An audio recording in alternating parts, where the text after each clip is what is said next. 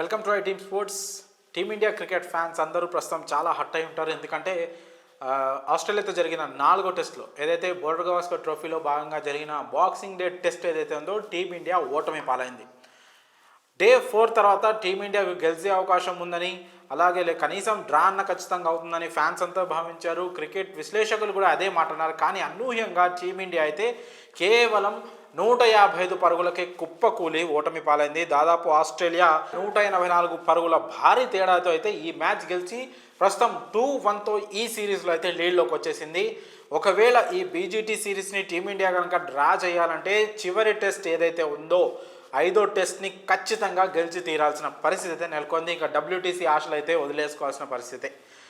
ఇప్పటికే south Africa final కూడా చేరిపోయినట్లు కూడా రిపోర్ట్స్ వస్తున్నాయి. ఎందుకంటే వాళ్ళు already world test championship points పట్టికలో అయితే వాళ్ళు ఇప్పుడు టాప్ ప్లేస్లో ఉన్నారు. సో వాళ్ళు ఆల్రెడీ వెళ్ళిపోయినప్పుడు మరి వాళ్ళతో ఆస్ట్రేలియా ఫైనల్ ఆడే అవకాశం కనిపిస్తుంది. అయితే ఈ 4th టెస్ట్లో టీమిండియా ఓటమికి ప్రధాన కారణంగా మనం బ్యాటింగ్ అని చెప్పుకోవచ్చు. 100% బ్యాటింగ్ ఫెయిల్యూర్ వల్లే టీమిండియా అయితే ఓటమి పాలైంది. ఫస్ట్ ఇన్నింగ్స్లో స్టార్ బ్యాటర్లు అందరూ విఫలమైనప్పటికీ కూడా యశస్వి జైస్వాల్ ఇంకా మన తెలుగు కుర్రాడు నితీష్ కుమార్ రెడ్డి వీళ్ళ చలువ వల్ల 369 పరుగులు అయితే టీమిండియా చేయగలిగింది. ఫస్ట్ ఇన్నింగ్స్లో వాళ్ళిద్దరు కనుక ఆడకపోయి ఉంటే మళ్ళీ ఫస్ట్ ఇన్నింగ్స్లోనే కొలాప్స్ చూసేవాళ్ళం. ఇప్పుడు జైస్వాల్ ఆడినప్పటికీ కూడా నితీష్ కుమార్ రెడ్డి ఎంత క్రూషియల్ ఇన్నింగ్స్లో ఫస్ట్ ఇన్నింగ్స్లో అది సెకండ్ ఇన్నింగ్స్లో మనకి రాకపోవడంతో అంటే ఇక్కడ నితీష్ కుమార్ రెడ్డి కూడా సెకండ్ ఇన్నింగ్స్లో ఫెయిల్ అవడంతో టీమిండియా దారుణంగా కొలాప్స్ అయింది. ఆబ్వియస్లీ ఇంతకుముందు నుంచి ఫెయిల్ అవుతున్న స్టార్ ప్లేయర్లు రోహిత్ శర్మ, విరాట్ కోహ్లీ మరొక్కసారి అదే చెత్త బ్యాటింగ్తో అవుట్ అయ్యి టీమిండియాని అయితే చాలా దారుణంగా దెబ్బేశారు. వాళ్ళ ఫెయిల్యూర్ అయితే ఖచ్చితంగా టీమిండియా పైన ఎఫెక్ట్ పడుతుంది. ఈ క్రమంలోనే రోహిత్ శర్మ రిటైర్మెంట్ తీసుకోవాలనే డిమాండ్ కూడా చాలా గట్టిగా వినిపిస్తుంది. అందుకు కారణాలు కూడా లేకపోలేదు.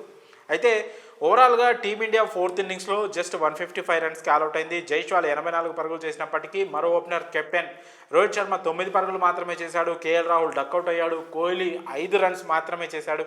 ఇంకా రిషబ్ పంత్ 30 రన్స్లు చేసి పర్వాలేదు అనిపించినప్పటికి కూడా తన నుంచి మనకి ఇంకాస్త ఎక్స్పెక్టేషన్స్ ఉండే, బాగా ఆడాలి. ఫస్ట్ ఇన్నింగ్స్లో ఏదైతే ఒక చెత్త షాట్ ఆడి విమర్శలు ఎదుర్కొన్నాడో, అనవసరమైన షాట్, అక్కడ ఆల్రెడీ ఒకసారి సేమ్ షాట్ ఒకసారి ముందే మిస్టైమ్ అయినప్పటికీ కూడా మళ్ళీ అదే చెత్త షాట్ ఆడి తను అవుట్ అవ్వడం జరిగింది. దానిపైన టీమిండియా మాజీ క్రికెటర్, దిగ్గజ క్రికెటర్ సునీల్ గవాస్కర్ అయితే చాలా తీవ్రంగా దాని మీద రియాక్ట్ అయ్యారు. ఇది ఒక స్టూపిడ్ స్టార్ట్ అంటూ ఆయన తీవ్రంగా రిషబ్ పంత్ అయితే విమర్శించడం జరిగింది. సో ఫస్ట్ ఇన్నింగ్స్లో చేసిన తప్పుని, పొరపాటుని సెకండ్ ఇన్నింగ్స్లో చేయొద్దు అనుకొని తన శైలికి పూర్తిగా భిన్నంగా, నార్మల్గా అయితే రిషబ్ పంత్ చాలా వేగంగా ఆడతాడు, చాలా అగ్రెసివ్ బ్యాటింగ్ చేస్తాడు. కానీ సెకండ్ ఇన్నింగ్స్లో అలా కాకుండా 104 బాల్స్ ఆడి 30 పరుగులు చేశాడు. అయినప్పటికీ కూడా లాంగ్ ఇన్నింగ్స్ ఆడలేకపోయాడు. 30 పరుగులు చేసి అవుట్ అయ్యాడు.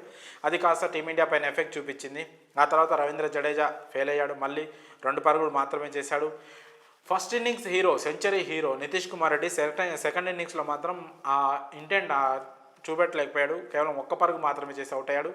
వాషింగ్టన్ సుందర్ నాట్అవుట్గా నిలిచాడు. తనకి టైలెండర్ల నుంచి మనం పాపం వాళ్ళ మీద ఎక్స్పెక్టేషన్స్ పెట్టుకోవద్దు, వాళ్ళని అసలు అనడానికి కూడా ఏం లేదు. బౌలింగ్లో వాళ్ళ ప్రయత్నం వాళ్ళు చేశారు. ఆకాష్ దీప్ 7 పరుగులు చేశాడు. బుమ్రా, సిరాజ్ డక్అవుట్ అయ్యారు. సో ఓవరాల్గా అయితే టీమిండియా బ్యాటింగ్ క్లియర్గా ఇక్కడ మనకు కొలాప్స్ కనిపిస్తూ ఉంది. యశస్వి జైస్వాల్ ఒక్కడే పోరాడాడు 84 పరుగులతో, అతను ఒక్కడి పోరాటం కనిపిస్తుంది. రిషబ్ పంత్ తనకు కాస్త సపోర్ట్ అందించినప్పటికీ 30 పరుగులు చేసి, మిగతా బ్యాటర్స్ అందరూ చూసుకుంటే అందరు సింగిల్ డిజిట్, ఒక్కళ్ళు కూడా 10 పరుగులు కొట్టలేకపోయారు. పట్టుమని 10 పరుగులు కొట్టలేకపోయారు. ఈ బ్యాటింగ్తో ఆస్ట్రేలియాలో మ్యాచ్లు గెలవడం అంటే చాలా కష్టంగానే కనిపిస్తూ ఉంది. సో ఇప్పటికే సిరీస్ కూడా కోల్పోయినట్టు కనిపిస్తుంది. ఎందుకంటే చివరి టెస్ట్ గెలిచినప్పటికీ కూడా మనం ఒకవేళ చివరి టెస్ట్ గెలిచినా కూడా సిరీస్ డ్రా అవుతుందే తప్ప మన సొంతం అయితే కాదు.